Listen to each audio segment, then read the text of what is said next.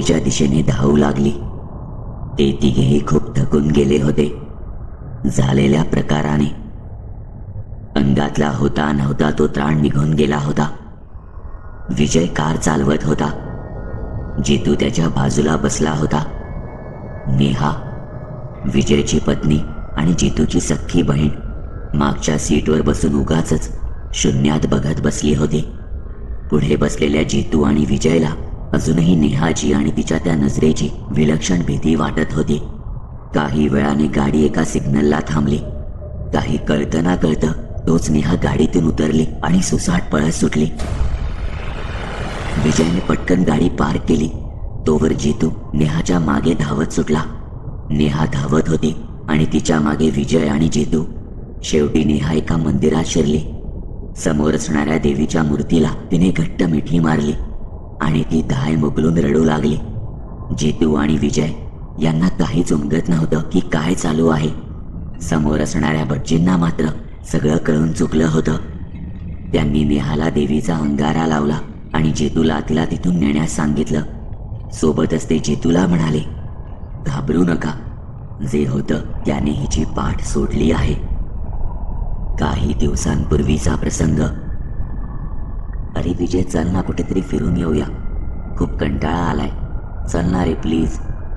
नेहा जवळजवळ एखाद्या लहान मुलासारखा हट्ट करत विजयला म्हणाली. विजयनेही ओके म्हणत मान हलवली. कामाची धावपळ, घर सांभाळत जॉबही सांभाळणारी नेहा, तिची धडपड विजयला दिसत होती. म्हणून त्याने नेहाच्या हट्टाला होकार दिलाच. बरं बोल, कुठे जाऊया तू सांग. तू म्हणशील तिथे. ओके, या वीकेंडला जाऊ. हे ऐकून नेहा भलतीच खुश झाली आणि वीकेंडची वाट बघू लागली. शुक्रवारी रात्री दोघेही निघाले आणि एका सुंदर अशा डेस्टिनेशनला येऊन पोहोचले. विजयने नेहासाठी एक स्पेशल असा विला बुक केला होता. आजूबाजूचा परिसरही निसर्गाने बहरलेला होता. समोर दिसणारी हिरवळ बघून नेहाचा ताण कधीच निघून गेला होता. दोघांनीही शनिवारचा तो दिवस मस्त एन्जॉय केला. रविवारचा दिवस उजाडला. विजय अजूनही झोपेत होता.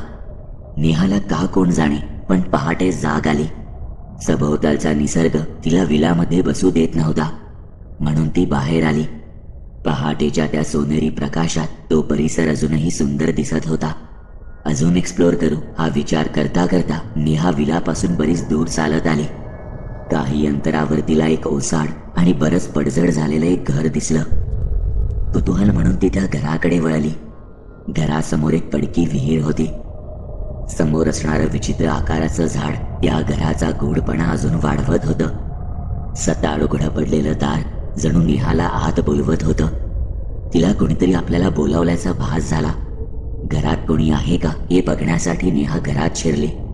आतला एकंदरीत पसारा बघून ती काही क्षणासाठी चक्रावून गेली. मळकट झालेल्या भिंतीवर चित्रविचित्र फोटो होते. खाली टाचण्या टोचलेले लिंबू पडलेले होते. गुलाल आणि बिब्याने तो सर्व परिसर माखून गेला होता. लटकवलेल्या काळ्या बाहुल्या बघून नेहाची भीती अजूनच वाढली. ती तिथून निघणार एवढ्यात तिला त्या भिंतीमागे एक मडकं दिसलं. गुलाल आणि बिबा लावलेलं, फडकं लावून बंद केलेलं आणि वर काही लाल आणि काळ्या दोऱ्यांनी घट्ट बांधलेलं.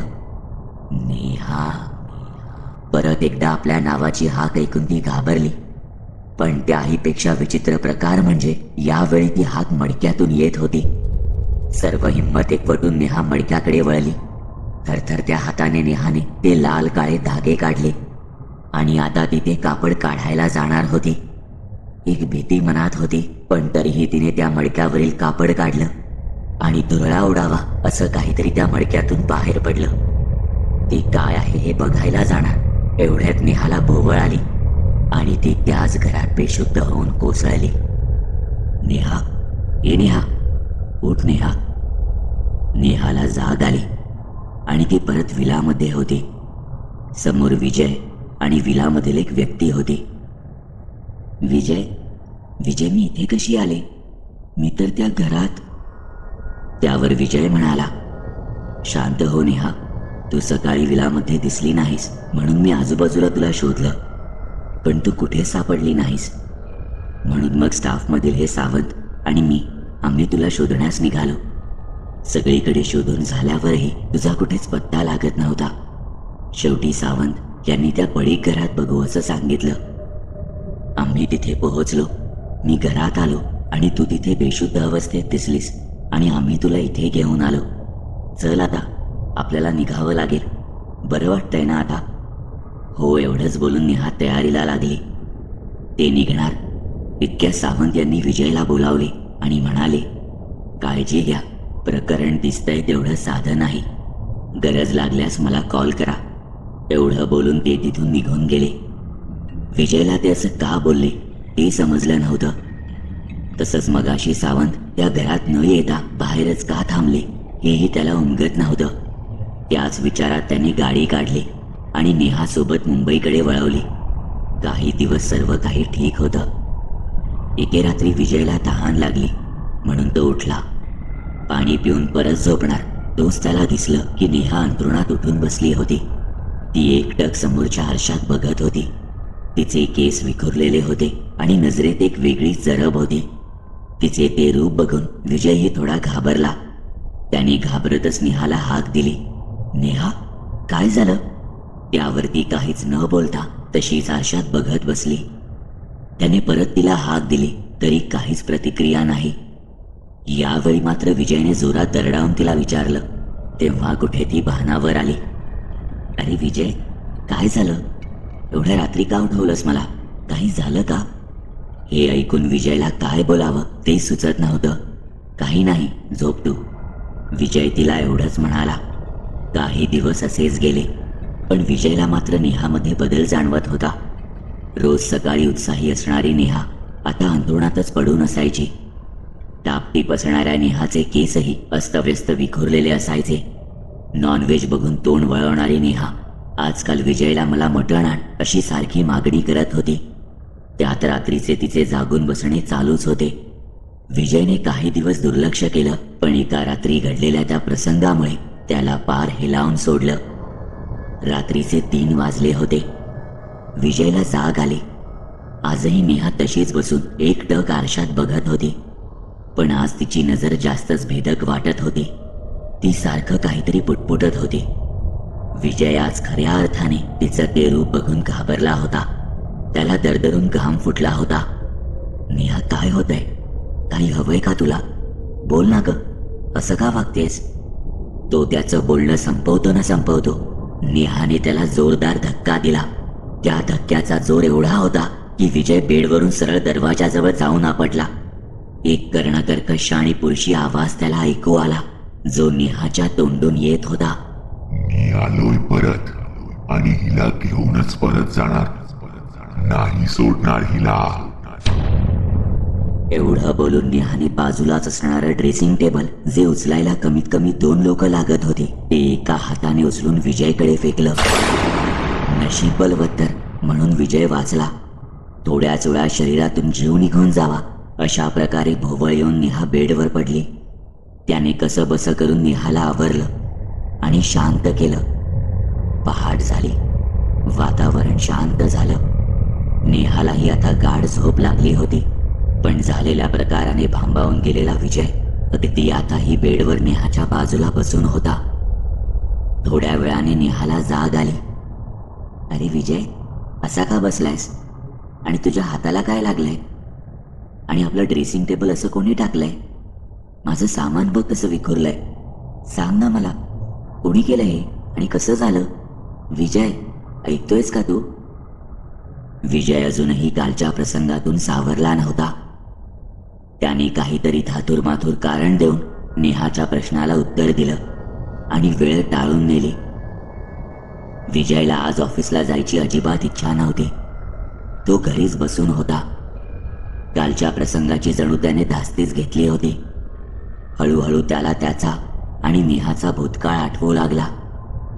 एकत्र घालवलेले सुखदुःखाचे क्षण आणि आपला संसार त्याला दिसत होता. अगदी काल परवाच्या ट्रीपपर्यंत सगळं काही ठीक होतं आणि अचानक असं नेहाला काय झालं याचाच विचार तो करत होता. ट्रीपवरून त्याला आठवलं की हे सर्व आपण ट्रीपमधून परत आल्यापासून होतंय. तितक्यात त्याला सावंत यांनी सांगितलेले शब्द आठवले. काळजी घ्या, प्रकरण दिसतंय तेवढं साधं नाही. गरज लागल्यास मला कॉल करा. क्षणाचाही विलंब न करता त्याने सावंत यांना फोन केला. कॉल उचलता क्षणी त्याने सावंत यांना घडलेला प्रकार सांगितला. नेहा त्या घरात बेशुद्ध अवस्थेत सापडल्याने त्यांनाही नेहा आणि विजय हे दोघे चांगलेच लक्षात होते. त्यांनी विजयला संध्याकाळी फोन करतो, काळजी घ्या असं सांगून फोन ठेवून दिला. दरम्यान नेहा पोह्याची प्लेट घेऊन विजय जवळ आली आणि म्हणाली, काय रे, कोणाचा फोन होता? नेहाचा आवाज ऐकून तो दचकलाच. अरे एवढा का दचकतोयस? आणि घाम बघ किती आलाय तुला. का घाबरलाय सकाळपासून इतका? काय भूतभीत बघितलंस की काय? हे ऐकून विजयच्या तोंडून शब्दच निघेनासे झाले.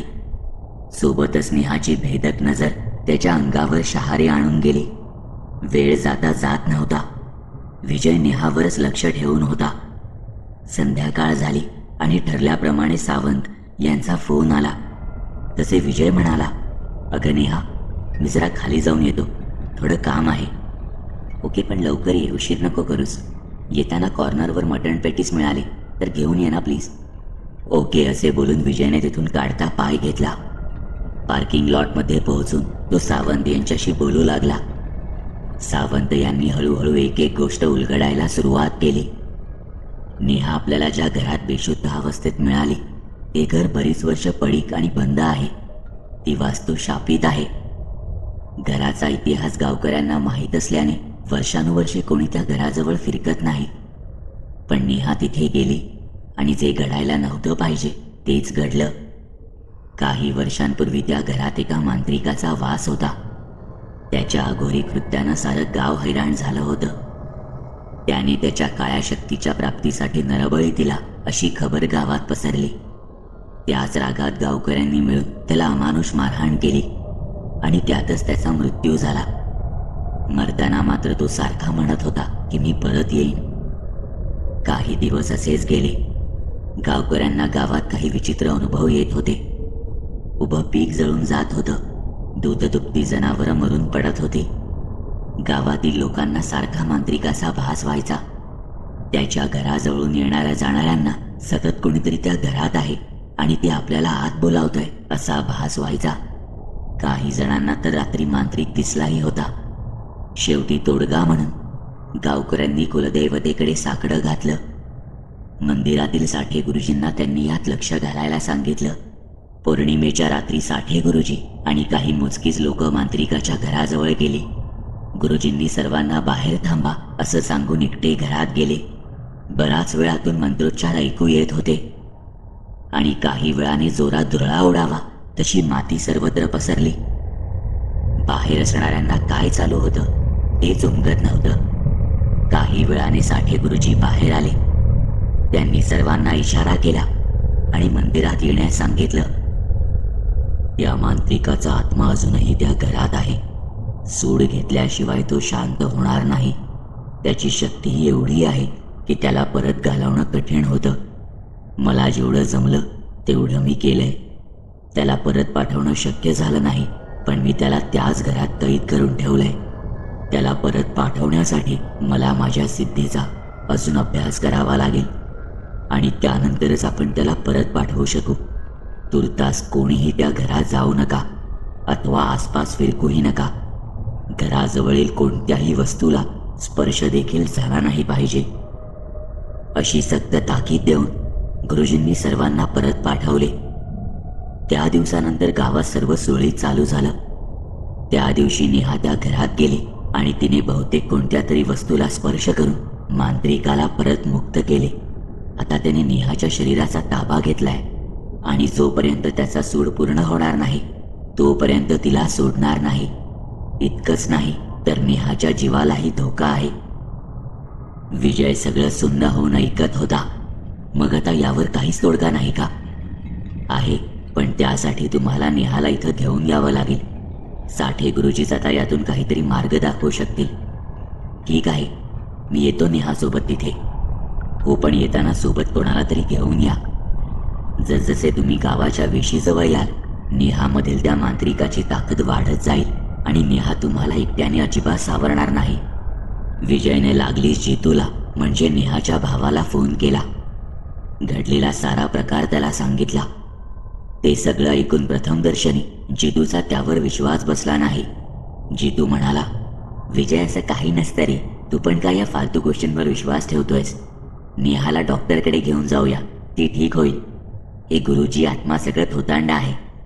त्यावर विजय म्हणाला, बरं जितू तुझा विश्वास नाही, ठीक आहे, पण माझ्याबरोबर येशील तरी का? ओके येतो, चल, माझी पण मस्त ट्रीप होऊन जाईल. जितूने त्याचे बोलणे पुन्हा मस्करीत नेले. ठरल्याप्रमाणे जितू विजयच्या घरी पोहोचला. नेहमीसारखी लगेच भेटायला येणारी नेहा आज त्याला काही भेटायला आली नव्हती. नेहा कुठे आहे रे? ती बेडरूममध्ये आहे. ओके येतो भेटून तिला, असं म्हणून जितू बेडरूममध्ये गेला. नेहाची एकूणच अवस्था बघून तो थोडा वेळ चक्रावून गेला. नेहा काय झालंय? बरी आहेस ना? अशी का बसली आहेस? नेहा काहीच बोलली नाही. जितूने बराच प्रयत्न केला, पण नेहाच्या तोंडून एकही शब्द बाहेर पडला नाही. शेवटी कंटाळून जितू बाहेर जाण्यास निघाला. तोच त्याला मागून एक घोगरा आणि विचित्र आवाज आला. काय रे हरामखोरांनो, मला नेताय त्या साठ्याकडे, पण तो काही करू शकणार नाही. एवढं बोलून नेहा जोरजोरात हसू लागली. तिच्या नजरेतील जरब बघून बिनधास्त अशा जितूची ही बोबडी वळली. तो लागलीच बाहेर आला आणि विजयला म्हणाला, विजय, आपण हिला एखाद्या मानसोपचार तज्ज्ञाला दाखवू. त्यावर विजय म्हणाला, त्याने काही होणार नाही, चल आता निघायला हवं आपल्याला. असं म्हणून ते दोघेही बेडरूमकडे वळले. बेडरूममध्ये जाणार इतक्यात बेडरूमचा दरवाजा जोरात बंद झाला. आतून त्या दोघांनाही तो घोगरा आवाज आणि किळसवाणा हसण्याचा आवाजही येत होता. विजयला आता कळून चुकलं होतं की सावंत असे का म्हणाले होते. त्या दोघांनी मिळून तो दरवाजा अक्षरशः तोडला. आत शिरताच नेहाचा तो अवतार बघून दोघांचीही पावले तिथेच थबकली. विखुरलेले केस, कपाळभर मळप भरलेला, लालबुंद झालेले डोळे, तिथेच असणाऱ्या सुईने नेहाने आपल्या अंगावर जखमा करून घेतल्या होत्या. ती आपलं डोकं भिंतीवर आपटत होती. दोघांनीही हिंमत एकवटून तिला आवरलं. सर्व बळ लावून त्यांनी तिला कसेबसे गाडीत बसवले. विजय गाडी चालवत होता आणि जितूने तिला मागे जोरात पकडून ठेवलं होतं, पण तरीही ती ऐकत नव्हती. तिची असंबंध बडबड चालूच होती. गाडी जसजशी गावाजवळ येऊ लागली तशी नेहा अजून आक्रमक होऊ लागली. जितू सर्व जोर लावून तिला आवरत होता, पण ती काही आवरत नव्हती. शेवटी चिडून जितूने तिच्या जोरदार कानाखाली लगावली. नेहा बेशुद्ध पडली आणि निश्चित पडून राहिली. विजयने गाडी सावंत यांच्या घरासमोर पार्क केली आणि जितूला म्हणाला, जितू, मी सावंतना घेऊन येतो, तू लक्ष ठेव जरा. आता त्या शांततेत जितू आणि नेहाच होते. तो नेहाकडे बघत होता. त्याला धरधरून घाम फुटला. घाबरूनच गाडी बाहेर आला आणि उभा राहिला. तोच त्याला मागून आवाज आला, काय रे, ऑफिस मधून हकललाय ना तुला? 2 लाखांची हेराफेरी केलीस, कंपनीची गोपनीय माहिती बाहेर पुरवलीस. बोलणारे हरामखोर. हे ऐकून जितूचं पापला, कारण ते खरं होतं. पण या सर्व गोष्टी त्याने घरी सांगितल्या नव्हत्या. ना विजयकडे कधी विषय काढला होता. आणि नेहाला हे कळणं जवळपास अशक्य होतं. या सर्व प्रकाराने तो अजूनच घाबरला. पण तितक्या सावंत आणि विजयला येताना बघून त्याच्या जीवात जीव आला. सावंत यांना बघून नेहा अजूनच चवताळली. काय रे, तूच बोलावलंस ना यांना इथे? तू पण मरशील आता हिच्यासोबत. काहीही करा, मी परत जाणार नाही. तुम्ही सगळे मरणार. सावंत यांनी याकडे दुर्लक्ष केलं. त्यांनी विजय आणि जितूला मंदिराकडे गाडी वळवण्यास सांगितलं. जसजसं मंदिर जवळ येत होतं, नेहामधील त्या मांत्रिकाला धोका जाणवू लागला. त्याने सर्व शक्ती पणाला लावून गाडीतून निघण्याचा प्रयत्न केला आणि सावंत आणि जितू दोघांच्याही आवाक्या बाहेर जात होता. शेवटी सावंत यांनी खिशातून अंगाऱ्याची पुडी काढली आणि अंगारा नेहाच्या डोक्याला लावला. तशी ती शांत झाली. त्यांनी साठे गुरुजींना पूर्वकल्पना दिली होती, त्यामुळे ते तयारीतच होते. सर्वांनी नेहाला मिळून देवळाच्या मागील बाजूस एका पाटावर बसवले. तिच्या भोवती मंत्रोच्चाराने पवित्र केलेल्या गुलालाचे रिंगण आखले, जेणेकरून ती बाहेर पडू शकणार नाही. विधी चालू होण्याआधी साठे गुरुजींनी सर्वांना तटस्थ राहण्यास सांगितलं. नेहाने कितीही आरडाओरडा केला, रडारड केली, तुमची मदत मागितली, तरी पुढे व्हायचं नाही. कारण ती नेहा नसेल तर तो मांत्रिक तुम्हाला भूल देण्याचा प्रयत्न करेल. विधी चालू झाले. यज्ञ पेटवण्यात आला. मंत्र सुरू झाले. देवळातील घंटेचाही नाद होऊ लागला. तसतसा नेहामधील तो मांत्रिक जागा होऊ लागला. गुरुजींनी केलेली उपाययोजना एवढी प्रभावी होती की त्या मांत्रिकाचा पुढे काहीच प्रभाव लागणार नाही हे त्याला कळून चुकलं. अचानक नेहाने विजयला हाक दिले. विजय, सोडव रे मला यातून. खूप वेदना होत आहेत बघ, मला सहन होत नाहीये, मी मरून जाईन. ते ऐकून विजय पुढे सरसावला. तोच त्याला जितूने रोखलं आणि गुरुजींच्या सल्ल्याची आठवण करून दिली. तो नाईलाजाने मागे सरकला आणि हतबलपणे सर्व पाहत राहिला. नेहा ओरडू लागली, मध्येच रागाने गुरगुरू लागले. गुरुजी आणि गावातल्यांना शिव्याही देत होती. गावातील काही व्यक्तींची नावं घेऊन सोडणार नाही तुम्हाला असं बरळत होती. गुरुजी आपली विद्या आणि सर्वस्व पणाला लावून नेहाची सुटका करण्याचा हातोनात प्रयत्न करत होते. हळूहळू नेहा पूर्वपदावर येत होती. सरते शेवटी गुरुजींनी तिच्या गळ्यात एक मंत्रांनी पवित्र केलेली माळ घातली आणि कुलदैवतेचा अंगारा तिच्या कपाळाला लावला. हे होताच नेहाने जोरात हंबरडा फोडला आणि ती विव्हळू लागली. सर्व स्तब्ध होऊन पाहत होते. पाहता पाहता एक पांढरी आकृती नेहाच्या शरीरातून निघाली आणि अचानक अदृश्य झाली. नेहा धपकून खाली पडली, जणू काही तिच्या अंगातून प्राणच निघून जावा. शेवटी न राहून विजयने तिला सावरलं. हाका मारल्या, तोंडावर पाणी शिंपडलं, पण नेहा काही प्रतिसाद देत नव्हती. विजयने गुरुजींकडे पाहिलं. त्यांनी फक्त मान हलवून सकारात्मक इशारा केला. तिला सावंत यांच्या घरी नेण्यास सांगितलं. हळूहळू नेहाला शुद्ध आली. आपण इथे कसे आलो हे ती विजयला विचारू लागली. तसे जितूला तिथे बघून अजूनच कोड्यात पडली. शेवटी विजयने आपण सावंत यांना काही कामानिमित्त भेटण्यास इथे आलो आहोत असे बोलून वेळ मारून नेली. तो दिवस त्यांनी तिथेच घालवला. दुसऱ्या दिवशी ते तिघेही परत निघण्यास तयार झाले. आज नेहा बरीच फ्रेश दिसत होती. तिचे ते हास्यही परत आले होते. विजयने गाडी काढली आणि ते निघाले. जेवणाची वेळ झाल्याने ते वाटेत एका हॉटेलवर थांबले. विजयने सहजच नेहाला विचारलं, मटण बिर्याणी खाणार का? त्यावर नेहा म्हणाली, मटण आणि मी? नाही रे बाबा, तुला माहिती आहे ना मी नॉनव्हेज खातही नाही ते.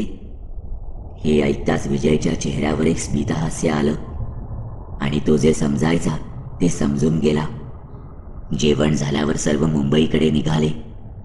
सुरुवातीला सांगितल्याप्रमाणे नेहा त्या मंदिरात जाऊन देवीच्या मूर्तीला बिलगली. नंतर दोघांनीही नेहाला सावरलं आणि घरी आणलं. त्या दिवसापासून आजतागायत नेहाला कसलाही त्रास जाणवला नाही. पण अजूनही ड्रेसिंग टेबलला पडलेले सरे आणि मोडलेले कोपरे विजयला त्या क्षणांची नेहमी आठवण करून देत असतात.